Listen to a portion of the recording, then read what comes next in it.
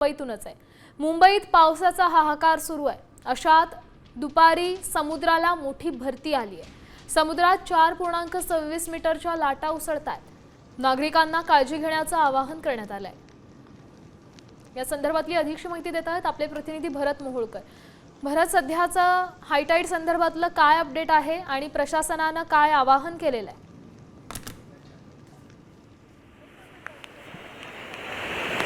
श्यामल, आपण जर पाहिलं तर मी सध्या आहे मरीन ड्राईव्ह या समुद्र किनाऱ्यावरती आणि या ठिकाणी समुद्रावरती उंच लाटा उसळत असल्याचं आपल्याला पाहायला मिळतंय। खरं तर आज दुपारी 2:42 पासून मोठ्या भरती येणार अशा पद्धतीचं आवाहन करण्यात आलं होतं आणि त्यानंतर आता आपण ही सगळी दृश्य पाहत आहोत।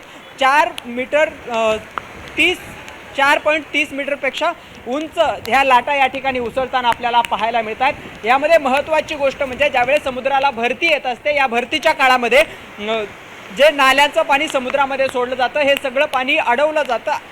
त्या ठिकाणीच त्याला अडथळा निर्माण होतो आणि अनेक ठिकाणी मुंबईतील महत्त्वाचा जो दादरचा भाग असेल, हिंदमाता असेल, किंग सर्कल असेल, त्यानंतर अंधेरी सबवे असेल, मिलन सबवे असेल, अशा गोरेगाव, दहिसर अशा महत्त्वाच्या भागामध्ये पाणी साचण्याची शक्यता असते आणि त्यामुळेच मुंबईकरांना घराबाहेर पडू नये अशा पद्धतीचं आवाहन या ठिकाणी करण्यात आल्याचं पाहायला मिळतंय। त्याबरोबरच महत्त्वाची गोष्ट म्हणजे या हायटाईडच्या वेळेमध्ये समुद्र किनाऱ्यावरती जाऊ नका अशा पद्धतीच्या सूचना ज्या आहेत त्या प्रशासनाकडून देण्यात आल्याचं सुद्धा पाहायला मिळतंय।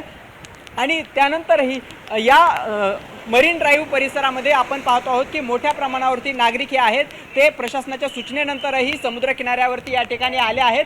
खरं तर मुंबईतील अनेक सखल भागामध्ये पाणी साचण्याचा इशारा सुद्धा प्रशासनाकडून देण्यात आलेला आहे। त्यामध्ये जर आपण पाहिलं तर जो काही उपनगरातील विक्रोळी भाग असेल, त्यानंतर आपण पाहिलं तर दादरमधील हिंदमाता परिसर असेल, या भागामध्ये पाणी साचण्याची शक्यता वर्तवण्यात आलेली आहे आणि त्यामुळे सावधगिरीचा इशारा पाणी साचायला सुरुवात झाली आहे। धन्यवाद भरत दिलेल्या या सविस्तर अपडेटसाठी।